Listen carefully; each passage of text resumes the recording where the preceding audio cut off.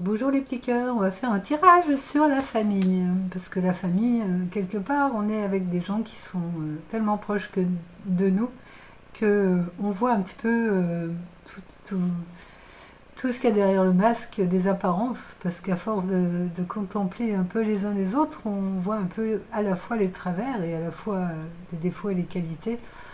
Mais il ne faut pas oublier que c'est toujours dans l'histoire du personnage que ça se passe et que le plus important, c'est pas de regarder l'histoire du personnage et le personnage, mais le cœur qui est derrière, le vrai qui est derrière, cet amour qui est là tout le temps.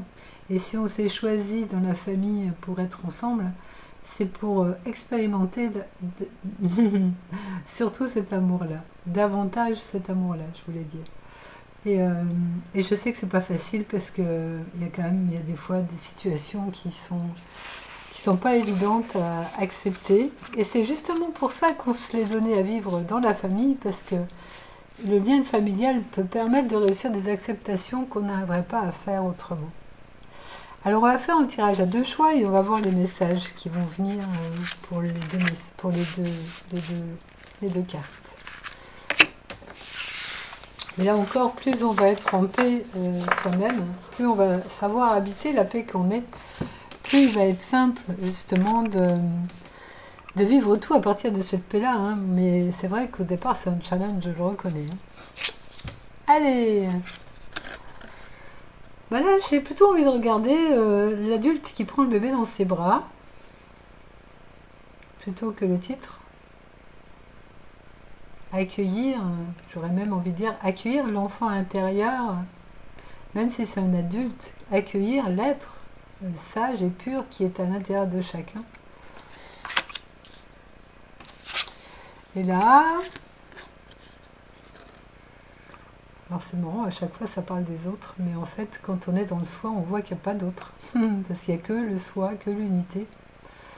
Il n'y a pas cette notion de séparation dans le cœur. Là j'aurais envie de dire plutôt pour ceux qui choisiraient le numéro 2, de voir un peu que c'est le cirque quelque part. Le cirque ça peut être vu dans le bon sens, dans le sens savoir s'amuser. Mais il y a des fois c'est le cirque dans le sens que c'est le bazar. À vous de voir les amis. Voilà, donc choix numéro un, choix numéro 2. On va commencer avec le choix numéro un. On va voir le message qui va venir pour vous qui nous écoutez. Merci d'être là, merci à vous tous d'être là. Donc c'est vrai que quand on sait accueillir tout comme des bras aimants, c'est juste magnifique de savoir faire ça, mais je reconnais que c'est pas toujours simple de réussir à le faire, en tout cas tout au début. Mais plus on choisit son cœur, plus on a le désir de choisir son cœur. Le désir de choisir son cœur, c'est important parce que c'est lui qui va nous ramener à la fois au cœur et au vrai. Et qui va nous permettre, dans l'expérience en tout cas, d'aller retourner dans l'amour que l'on est en vérité. Et de s'en rappeler surtout pour que s'il y a une situation un petit peu embêtante, ben, de revenir dans l'amour et de savoir qu'il n'y a que ça en vérité. Allez, trois cartes. Qu'est-ce que ça va nous dire, ces trois cartes-là? Bon, on va même en faire une petite quatrième. Tiens. Hop. Ah bah, il y en a deux. Bonus. Allez, c'est parti. La loi. Alors, plutôt que la loi, j'aurais envie de dire le sens de l'équilibre. Ben, la loi, ça pourrait aussi, dans ce cadre-là, revenir à la loi du vrai, à la justesse du vrai, à l'équilibre du vrai, et à ne pas se laisser illusionner par l'apparence de l'histoire du personnage, à choisir, comme on le disait tout à l'heure, davantage son cœur, parce que dans le cœur, il y a la paix, et donc dans la paix, il y a l'équilibre. Et ça remet l'être en équilibre. Parce qu'il faut savoir aussi que quand on est dans son personnage, et souvent dans son ego, la construction de l'ego, c'est souvent à cause de l'enfance qu'on a vécu des situations qui nous ont perturbés, qui nous ont blessés, parce que le monde autour de nous n'était pas suffisamment à l'écoute de notre sensibilité, n'était pas suffisamment bienveillant. Du coup, on s'est carapassonné derrière justement des protections pour se protéger de ces souffrances. Et à cause de ces protections, on a comme des voiles qui voilent notre nature essentielle. Et ces voiles-là nous empêchent de voir l'être véritable que l'on est. Mais ça n'empêche qu'on est quand même cet être véritable, même s'il semble qu'on ne l'est pas. Nous-mêmes, et puis l'autre aussi d'ailleurs, il est dans la même disposition. Sauf que quand on est dans les fonctionnements de l'ego et du personnage, on a tendance plutôt à lutter entre égos pour savoir lequel des deux va gagner. Alors si l'ego est fort, il est content parce que du coup il est fort. Mais s'il n'arrive pas à être fort, il va se positionner en victime. Mais qu'on soit en domination ou en victime, c'est toujours l'ego qui va jouer son petit cinéma. Et ce qu'il faut savoir, c'est que quand il y a deux égos qui bataillent, et bien souvent, pour avoir le dessus, on va aller toucher la blessure de l'autre. Et c'est ce que Eckhart Tolle appelle le corps de souffrance. Les corps de souffrance, quand ils s'activent, ils vont chercher la faille dans l'autre pour appuyer là où ça fait mal, pour avoir le dessus. Et ces jeux-là ne sont jamais utiles en fait. Alors que quand on choisit la paix, quand on choisit l'amour, on sort de ce jeu-là. Et d'ailleurs, quand un ego fort justement veut vous attaquer, veut gagner sur vous, mais que vous choisissez la paix, ça désarçonne les égos forts. Ils ne savent plus comment faire. Ils perdent leur repère par rapport à ça, et souvent, ça peut tellement les déstabiliser que ça peut les faire fuir en fait. Parce qu'ils ne savent pas comment être face à quelqu'un qui n'est pas dans son ego. Donc vous pouvez comprendre aussi pourquoi certaines personnes vous rejettent, parce qu'ils ne savent pas faire en fait. Donc ils fuient, c'est une forme de fuite. Et c'est inconscient tout ça, hein, ils ne font pas exprès. Voilà ce que je voulais dire là-dessus. Le temple. Oui, et il y a des fois où on peut pas dire à l'autre ce qu'il serait sage de lui dire parce qu'il n'est pas suffisamment à l'écoute. Mais le fait d'être à l'écoute de l'autre, dans sa sagesse, dans sa paix, dans son amour, suffit en fait. D'apporter justement cette énergie de paix apaise l'autre. Et même si jamais il est à distance parce qu'il a fui, lorsque vous pensez à lui, pensez à lui, pensez dans le sens, le pansement. Votre paix va venir panser ses blessures. Et il les recevra. Tout ce qui est, on l'a déjà dit ça dans les tirages sentimentaux, tout ce qui est envoyé en tant qu'amour, mais on peut le dire aussi en tant que la paix, est reçu par l'autre, quel que soit l'endroit où il se situe, qu'il soit tout près ou qu'il soit à l'autre bout de la planète. Donc la meilleure façon d'aller justement prendre soin de l'autre, quand on sent que l'autre en a besoin, c'est d'être en paix, d'envoyer sa paix, d'être en amour et de donner cet amour-là à l'autre. Et sans rien attendre en retour surtout, hein, parce que là encore, ça serait l'ego qui voudrait quelque chose. Dispenser votre paix encore et encore, quelle que soit l'apparence que l'autre va vous renvoyer, il aura reçu cette paix. Même si vous ne le dites pas en fait, même si vous n'envoyez pas forcément les effets, c'est quelque chose qui est effectif. Il n'y a pas forcément toujours besoin de travailler sur soi justement.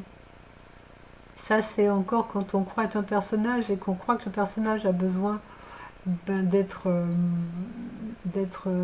amélioré, libéré ou autre. Mais si on sait qu'on est l'être, que notre nature essentielle est déjà la paix, l'amour, la joie et la perfection, on n'a pas besoin de travailler sur soi. Cela dit, il y a des fois quand on veut voir pourquoi on a certains voiles qui nous empêchent de voir l'être véritable que l'on est, il y a des techniques qui permettent d'aller voir nos blessures essentielles pour les ouvrir en conscience, pour savoir, tiens, il s'est passé ça par exemple dans mon enfance et la demande de clarté, la demande de voir peut être utile à certains moments. Et du coup, suivez votre élan du cœur, sentez ce qui vous fait du bien.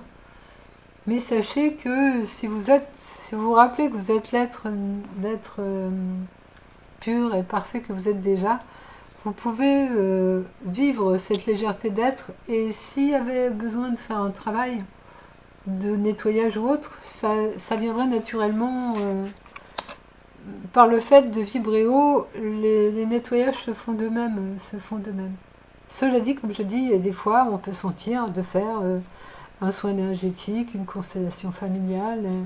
Parce que c'est aussi joyeux de vivre ça. C'est joyeux de prendre conscience, de regarder ce qui s'est passé dans son histoire, mais pas dans le but d'une amélioration, puisque qui je suis peut jamais s'améliorer. Plus dans le but de jouer avec la vie, d'éclairer son histoire, qui peut encore comporter des ombres à cause des voiles posés. Mais faites-le toujours dans le sens de la joie, dans le sens du jeu, jamais avec trop de sérieux ou avec trop de lourdeur. En fait, ça sert à rien de mettre cette lourdeur, ça viendrait rajouter de la lourdeur à la lourdeur. Essayez toujours de suivre votre joie quand vous faites quelque chose. Pour vous ou pour les autres d'ailleurs. Ben voilà, ça résume bien, c'est marqué l'illusion en dessous. L'illusion, c'est de se croire un petit personnage séparé, et le vrai, c'est de voir qu'on est une unité d'amour, hein. Et ça, c'est super important d'essayer de le mettre en place dans sa vraie vie. Parce que quand on se rappelle qu'on est cette unité d'amour, eh ben, c'est cadeau pour soi, c'est cadeau pour tous, c'est cadeau pour l'unité. Et c'est ça qui élève à la fois l'expérience, à la fois la vision, et parce que de toute façon, qui je suis ne peut pas être plus parfait qu'il n'est déjà. Donc c'est toujours, l'élévation, elle vient toujours dans l'expérience. Parce que qui je suis ne peut pas être élevé, lui, parce qu'il est déjà... on ne peut pas rajouter ou enlever des choses à cette perfection-là que nous sommes déjà. Que je suis moi en tant que l'unité, donc que l'autre est aussi dans cette unité et aussi dans cette perfection-là. Et ça donne justement une vision complètement différente quand on regarde les choses à partir de l'unité, parce qu'on voit que tout est déjà parfait, simplement. Même si le film raconte autre chose, on sait que c'est le film, l'illusion. Mais que le vrai, et ça on peut vraiment s'en rendre compte, plus on choisit son cœur, plus on va voir cette vérité-là comme étant une évidence en fait. Bon ben voilà pour le message pour vous les amis, merci de m'avoir écouté. C'est vrai que choisir son cœur, comme je vous le disais déjà, c'est de vous poser la question à certains moments, qu'est-ce que l'amour ferait? Mais sincèrement, avec vérité, ou qu'est-ce que l'amour dirait? Et d'écouter vraiment la réponse, parce que c'est aussi simple que ça. Mais souvent, on est trop dans un mental qui raconte son histoire et qui ne regarde pas vraiment la vérité du cœur. Donc, cultivez le désir de voir le vrai, le désir d'être dans votre cœur. C'est ce désir-là qui vous amènera vers cette conscience unitaire. On va quand même, j'allais m'arrêter, mais je vais quand même conclure avec une bonne, j'aime bien les amis. C'est un beau message que vous avez reçu les amis. C'est la carte de la relation. Je verrais plutôt relation dans le sens de l'unité. Plus vous êtes dans l'unité, plus vous êtes en relation avec tout en fait. Donc allez plonger dans cette unité, allez visiter cette conscience unitaire par vous-même. Et si vous croyez que vous ne savez pas, c'est une croyance fausse parce que vous êtes ça déjà. Donc n'écoutez pas votre mental qui vous dit que vous ne savez pas le faire. Il y a votre sagesse intérieure qui sait le faire. Suivez le guide, suivez votre cœur, il va vous dire lui. Déjà, de toute façon, si vous m'écoutez, c'est que vous êtes déjà en train de vivre ça, parce que sinon ça ne vous intéresserait pas ce que je vous dis. Donc merci à vous de choisir le vrai. Voilà les amis, merci beaucoup, joli présent à vous. Merci à vous qui avez choisi le choix numéro 2 pour écouter ce qui va être dit autour de ce cirque-là, qui soit joue, soit fait le bazar, on va voir, on ne sait pas encore. Vous avez vu action-réaction, hein. On parle de cirque et le chien fait son cirque. J'ai vu ça hier, j'ai eu une synchronicité qui s'est faite juste derrière une demande, mais genre, hop, un claquement de doigts, ça s'est fait. J'adore quand c'est comme ça. Bon, en l'occurrence, ça c'est le chien qui joue à aboyer sur les mobylettes qui passent. C'est son jeu pour le moment. Bon, qu'est-ce qu'on va vous dire à vous les amis? Allez, 4 cartes aussi. Ah bah tiens, il y en a 2 qui veulent venir ensemble.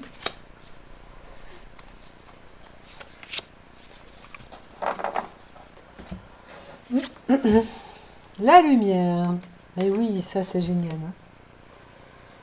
Ben, la lumière, c'est la demande de clarté. Il y a des fois, quand c'est le bazar, on voit plus clair et on ne sait pas comment faire pour éclairer la situation. Parce que parfois, nos situations familiales sont un petit peu obscures et on ne sait pas trop comment on va s'en sortir de cette histoire.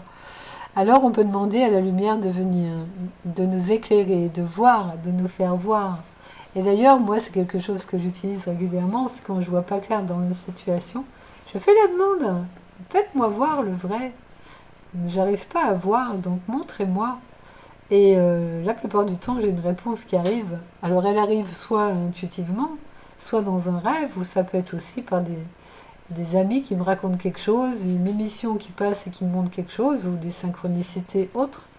Mais il est rare que j'ai pas de réponse. Il arrive que sur certains sujets, je vois pas encore la lumière, mais c'est que je me dis, bah allez, continue, tu finiras par la voir. Puis des fois, il y a une évidence dans la réponse qui fait que ça arrive tout de suite, et on voit pas toujours que c'est la réponse à notre intention, parce que ça apparaît tellement dans une harmonie et une synchronicité que ça peut passer inaperçu parfois.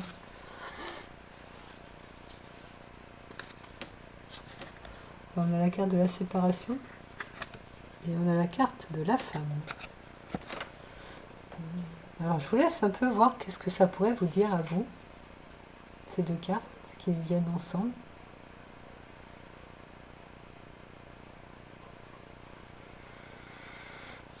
Alors moi je serais tentée de dire qu'il y a une femme un peu secrète qui est cachée et qui génère une situation de séparation. En fait, la personne, elle n'est pas autant dans l'unité qu'elle pourrait être parce que y a une femme derrière qui agit, en fait, qui a son influence. Une femme mystère ou une femme qu'on ne sait pas toujours son existence et qui peut avoir une incidence sur le bazar, sur ce cirque qui se joue. En tout cas, c'est une des interprétations possibles.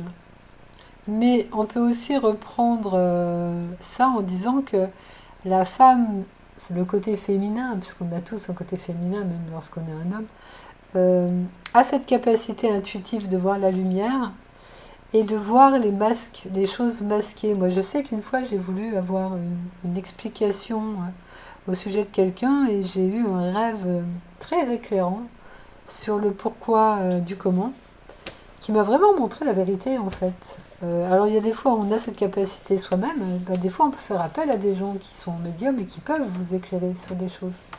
Et c'est toujours bon d'être en quête de vérité, même dans l'expérience aussi.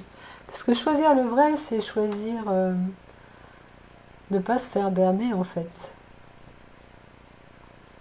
Mais même si l'histoire se raconte de façon un peu bizarre, c'est vrai qu'on peut prendre le raccourci de se dire que la véritable séparation n'est pas vraie, étant le film de l'illusion, que tout est toujours pure lumière, qu'il semble qu'il y a des ombres, qu'il y a des situations complexes, mais ces ombres et ces situations complexes sont toujours, il semble, c'est-à-dire sont toujours dans une phase d'illusion, et qu'on peut lâcher ça, laisser aller ces illusions de problèmes, parce que lorsqu'on a les deux pieds dans la paix ou deux pieds dans la lumière, deux pieds dans le vrai, eh ben, on sait qu'il n'y a que la paix et que les problèmes n'existent pas. Les problèmes sont dus au mental qui raconte des histoires et ne sont pas vraiment dans la réalité du vrai que nous sommes.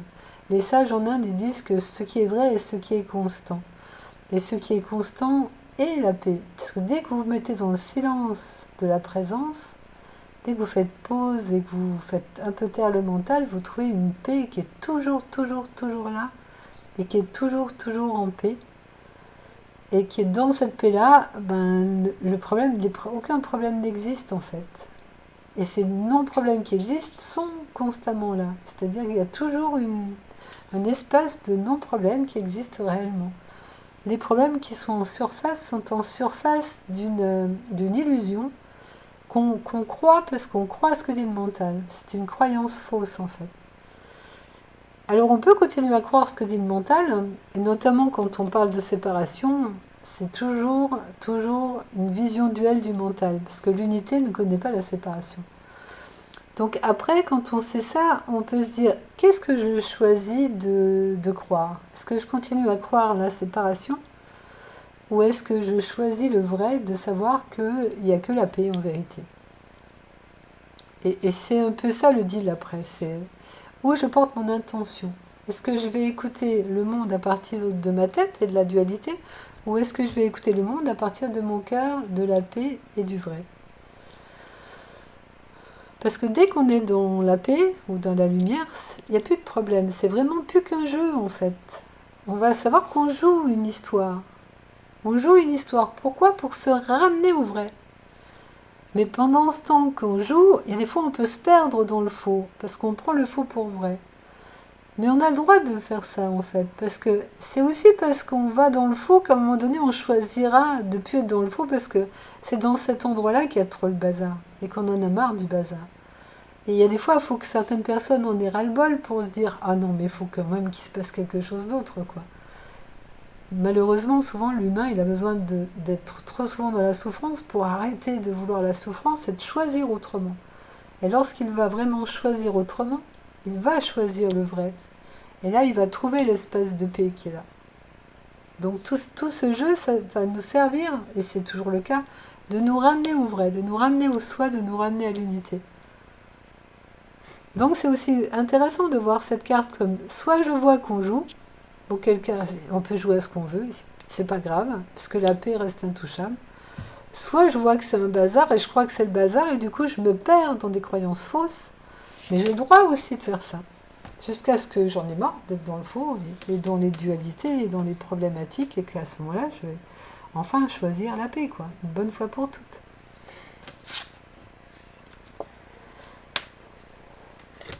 On revoit encore le soleil, ça pourrait faire penser à la carte de la lumière. On voit le chant des cigales, on voit la terre, on voit la nature. J'ai envie de vous dire que une des façons aussi de marcher dans la paix ou de revenir au calme, c'est de se balader dans la nature. Souvent, quand on va marcher dans la nature nous ramène à cette paix-là et peut nous donner des intuitions, des révélations, des phrases sages qui viennent se poser dans notre esprit. Parce que la nature est aussi, elle, la paix et le vrai. Donc l'invitation pour certains d'entre vous, c'est prenez vos baskets, allez marcher un peu, allez vous aérer la tête. Vous pouvez aussi aller en vélo, hein, vous n'êtes pas obligé d'y aller à pied. Parce que les conquérants, il y en a deux. Hein. Soit il y a l'ego qui veut conquérir et qui veut gagner et qui veut faire des batailles et qui veut faire des bazars et qui veut faire des séparations et qui veut bricoler tout ça parce qu'il veut se sentir fort. Et ça, on a le droit de jouer à ça. Il n'y a pas de problème avec ça. Soit il y a la vraie conquête, c'est la conquête du soi, la conquête du vrai, la conquête de la lumière, qui est déjà ce qu'on est. Hein. Je vous rappelle qu'il n'y a rien besoin qu'on fasse pour qu'on soit ça. Hein. Et forcément, quand on est dans l'unité et qu'on voit cette perfection, on n'est que réussite et que victoire, parce qu'il n'y a pas d'opposé quand on est dans la lumière. Donc il n'y a pas d'échec, il n'y a pas d'erreur, il y a tout qui va bien tout le temps. Voilà les amis. Alors je vais aussi vous tirer une rune pour finir. Je vous remercie de m'avoir écouté. Ouais, c'est une belle ouverture qui est possible grâce à ce oui au vrai. Et ça peut vraiment, ces choix-là, créer de nouvelles possibilités. Parce qu'on va justement regarder à partir d'un autre point de vue. Donc en ayant un autre point de vue, il y a d'autres possibles qui peuvent arriver. Et notamment pour la famille. Donc c'est jamais pour vous tout seul que vous œuvrez, hein, puisque dans l'unité, on œuvre pour tous. C'est vachement, c'est pas le mot, pardon. C'est rudement bien de savoir que toutes nos actions, tous nos oui, tous nos choix du vrai, eh ben, on l'amène à l'unité et c'est l'unité qui en profite. Et voilà les amis, merci de m'avoir écouté. Je souhaite le meilleur, mais nous sommes déjà ce meilleur là et on s'en rappelle ensemble. À bientôt, au revoir.